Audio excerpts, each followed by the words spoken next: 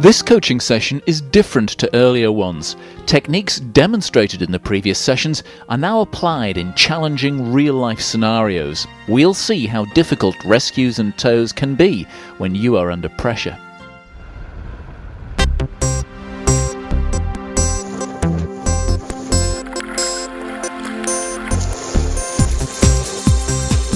This time we'll watch a group of kayakers who are taking part in a training course run by Gordon, assisted by Roland Wolven.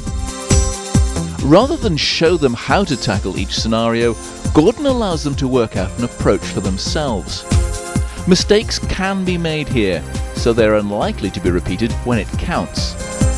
The first scenario takes place in Carl Ray, in around 7 knots of tide. Yes, just going out there and round about and then into the eddy. The task is to tow a partner into this tidal flow, turn them while towing, and then break out again. Gordon positions his kayak to simulate a rock, adding to the difficulty. Okay, so just out, round about, back in, and then switch. These tidal conditions could as easily be high wind. The kayaks will behave much the same in both. That's not good! Okay, yeah, free now. Thought someone was going to get it there. So make sure you're all the way out into the secondary flow, because there's only a tiny wee bit here. The main flow is just out there. Out further. I'm forcing you to go out. Early attempts take too shallow an angle into the flow. The towing kayaker is turned before the towed kayaker is past the obstacle. They only scrape past by steering. A steeper angle into the flow works much better.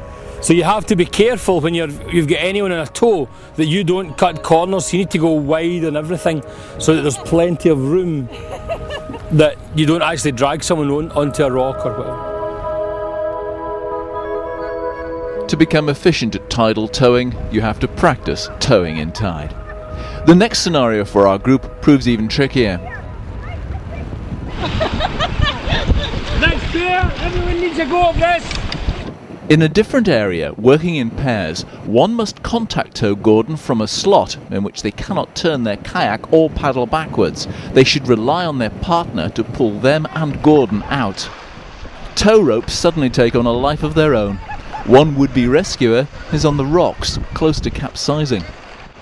Then a rescuer enters the slot, but Gordon has to step out of his kayak to free the tow line.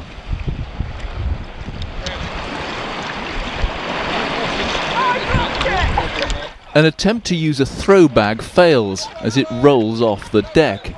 Under pressure, simple mistakes quickly escalate. The result is a tangle of tow line in the water, on the deck and around a paddle.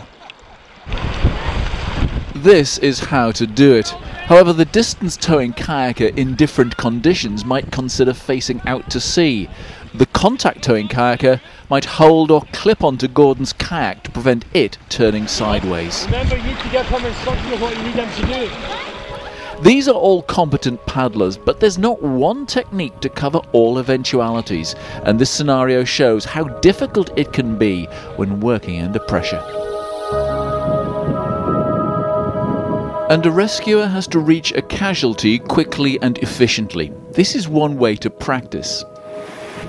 What we're doing now is just practicing more close quarters manoeuvring and being as close as we can in awkward positions, and then one person is going to put their paddle up like this, which means that they're in trouble or difficulty and need a tow or a rescue without actually getting into the water. So it means that the other person is having to manoeuvre, hopefully in some awkward positions. It's teaching them a lot about reading the water and looking out for someone else as well as they're paddling along. So not just thinking about themselves, but thinking about other people. Reading the water is really difficult to do unless you're in these conditions and doing it, and being forced up onto rocks and ending up being swept up onto things, lots of white water breaking and all that sort of stuff happening round about.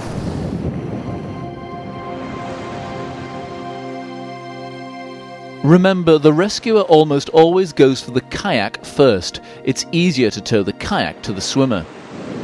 So the person in the water has their paddle up in the air. We go past them. I'm just coming to get you, Roland. I'm just going for your boat first. Towing a swimmer, it would be almost impossible to catch a kayak being carried away by wind or tide. Get the boat in a contact tow.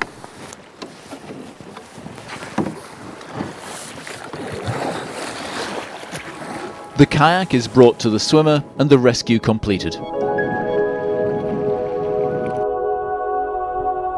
A group tow might be needed if, for example, an injured kayaker has to be towed a long distance. A common formation is the V formation, but this is not what Gordon prefers, and we'll show you why. Towing kayakers must communicate with those in front, behind, and to the side, and that can be difficult in high wind. Under pressure, it's easy for one side of the V tow to go faster than the other, something we've simulated here by asking them to turn. The inside ones have managed to turn and they're now paddling forwards, where Janice is still heading off, almost in the same direction that they're going. Janice is out to the side there. She hasn't started being dragged sideways yet, but it's not going to be long. You can see the arc of line between Janice and the raft being towed. There she's starting to go sideways now, and there's nothing she can do to stop that. The V formation tow is not wrong, but this is one of the potential difficulties when using it. Gordon prefers the inline tow. Communication is just in front and behind, and extra towing kayakers can be added at the front one at a time, rather than in pairs. So what's going to happen is when the raft gets clear of the obstruction, then Sue's going to relay the message forwards via Donald, then Janice, to Ian to tell him to turn, and only then will Ian start the turn. And then they're starting to turn to make sure that the raft doesn't get tangled up on anything at all. It's a much bigger arc that they turn through, but it's safer for everyone involved. The problem comes when there's someone in the middle of that system who has a waist belt on, and they've got 3 people in front of them, and that's pulling the front of their kayak, and they're attached to the raft behind. In Sue's case, if something were to happen to the raft and it was to stop, or the raft was much bigger and there was a lot of swell, then what could happen is she could be anchored by the raft and the people in front could actually pull her out of the cockpit, and that wouldn't be very much fun for Sue. It's worth understanding the potential difficulties in using a group tow. Whichever you try, excellent communication is essential.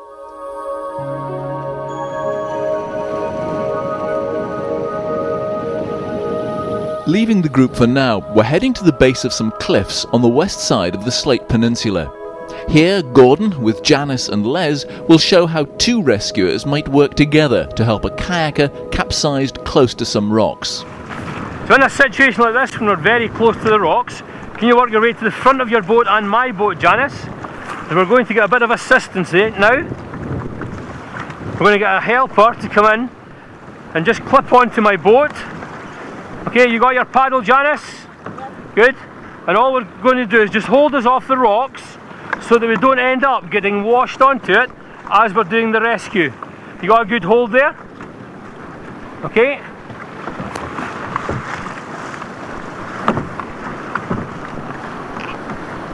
Just keep a good hold. Don't swap sides or anything, just hold on. So I've got a good hold there. I'm getting towed off the rocks. I can empty the boat and we're out of danger. And if you just come round the other side, Janice, again. Pass me your paddle up. Okay, good one. And then your heel hook again.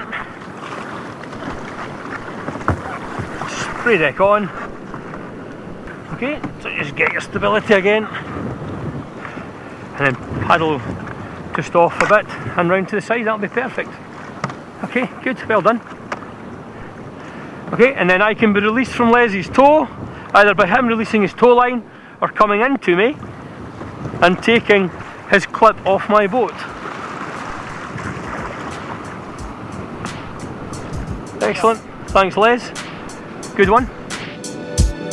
Contact and distance tows can be used together. It is more complex, and clear communication between all kayakers involved is essential.